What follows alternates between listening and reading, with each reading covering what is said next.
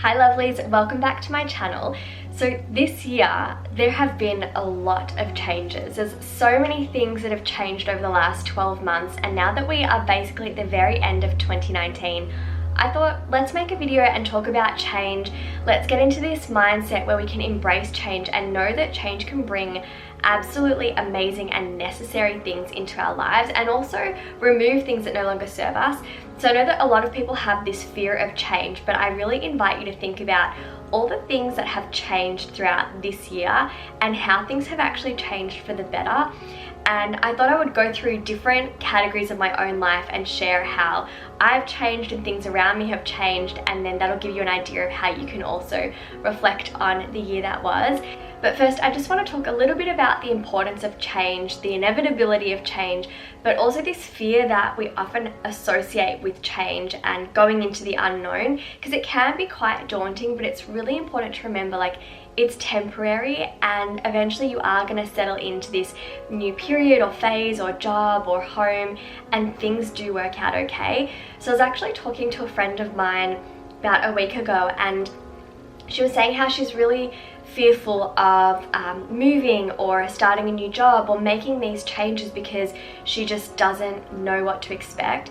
And I was trying to explain to her the importance of really living in faith and not living from fear, because when we live from fear, we tend to just feel quite stuck in our lives, and we're scared of making any changes, and we don't want to move, and so we're not really able to help ourselves. We can't have new experiences, and so we just do the same thing over and over again, whether it's comfortable or not, because it's familiar, and it's a really dangerous place to be. So you have to have this complete faith that if you are living in accordance with your values and you can trust in the flow of life, that things are going to work out okay and that everything happens for a reason. I'm a big believer in that, and I know that some people like a greater sense of certainty, but we really don't have that. So I really invite you to live from a place of faith and not fear, and know that change is absolutely necessary. And one analogy that I've been taught before is, think about some areas of your life have to change because they've got to be rebuilt, and they're going to be built stronger. So it's like this tower that's built on a shaky foundation. Eventually that tower is going to have to come crumbling down, and you're going to need to rebuild it, but it's going to be even stronger. And that could apply in your relationships and dynamics. It could apply for honestly anything in life. It could even be, and I can actually relate to this, in your career where it's actually not serving you, it's not right for you, and you've got to make that change and build it all up over again. You know, I was studying psychology years ago, and that was my foundation, and eventually the tower came crumbling down, and I rebuilt my career to be something that really worked for me. And now I do very different kind of things, but I still focus on mental health. So that's one reason behind change needing to happen. And another reason is just change is part of life. So as we grow, we evolve, and things around us change, our circumstances change. You think about going from primary school to high school to university to starting your own job, or having an internship and then starting your own job, or moving overseas or interstate, or moving homes, or changing your friendship group. These things just happen because we grow up and our life changes.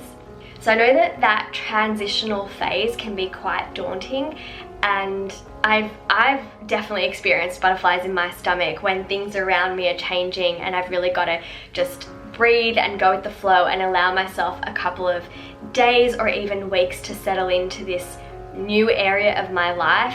And I just invite you to think about a time this year when a change happened, and maybe you felt quite out of your depths, but then after a couple of hours, days or weeks, you really felt more comfortable, and your comfort zone expanded, and you just realized that you are okay and you're capable and everything's going to be fine, and things actually worked out even better than you expected. So if you can think of anything that comes to mind and you want to share it in the comments down below, I'd love if you would do that. But I just want to invite you to really start thinking about the positive changes that have happened, so that next time a change happens, especially because there'll be changes that happen in the coming year, that you're able to handle it with more confidence and more of a trusting mindset. Alright, so I've written down different categories, and I'm going to share very briefly how I have changed this year, or things around me have changed. And if you want to write these things down as well and maybe set aside like 30 minutes like I did and do a bit of a journaling exercise and just brainstorm all the changes that happened in each area, then I think that would be an awesome way to end 2019. So first area was personal, and there have been a lot of personal changes. I've done a lot of personal development on myself, so my communication skills have certainly changed. The way that Adam and I communicate together has changed actually. I've definitely learnt to practice more self-love and compassion, which inspired me to start Self-Love Club gift boxes. I've gone through, a lot of self-discovery this year, and I've really begun to get much more clear on who I am and my values, and also just get to know the good and the bad side of me. Like, not the good and bad, but my own vices and virtues, or, you know, my perfectly imperfect areas that make me who I am. I've definitely made self-care much more a priority in my life. And what else? Oh, my hobbies in my personal life. So I took up pottery, I started candle making, I was making like heat bags and wheat packs, and I also tried out reformer Pilates for a couple of months. And yeah, even with Adam, I was writing this down that I've noticed so many changes with him, and like his confidence, his hobbies. He started baking bread. It's delicious, by the way. And he's also started a new job. So that leads me to the next category actually, which is career. So I started Self-Love Club gift boxes. I think I've really changed my focus from being study tips to more organization, productivity, mental health, self-love, confidence. So I can see that coming across in a lot of my videos now. I've started filming a lot of content on my Instagram account, Study with Jess, which I've never done before. So I've been using IGTV. And I started seeing a career or creator coach. Josh Zimmerman has been awesome. So he's also been giving me a lot more support, and I've been able to have a lot more clarity around my work life as well, and like set some really positive and achievable goals too. Living situation, well, 1st of Jan 2019 we actually moved into this apartment, but we're actually moving again next year in January, so only a couple weeks away, so that's going to change again. Family category, that changed because we adopted our dog Winston, who's under the bed having a little snooze.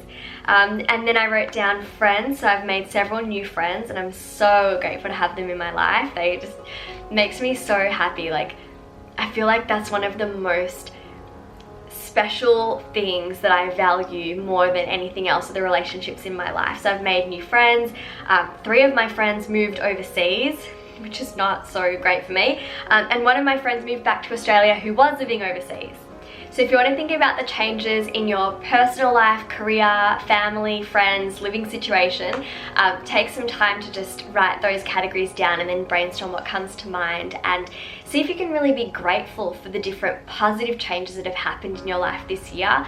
And I think it's going to help us really look forward to whatever 2020 brings in many shapes and forms, because I think it's going to be an awesome year coming up. It's a big year. We're going into a new decade, and some exciting stuff is going to be happening. So yeah, I hope you'll have a beautiful New Year's or New Year's Eve, and I will see you in 2020. Mwah! Bye, lovelies.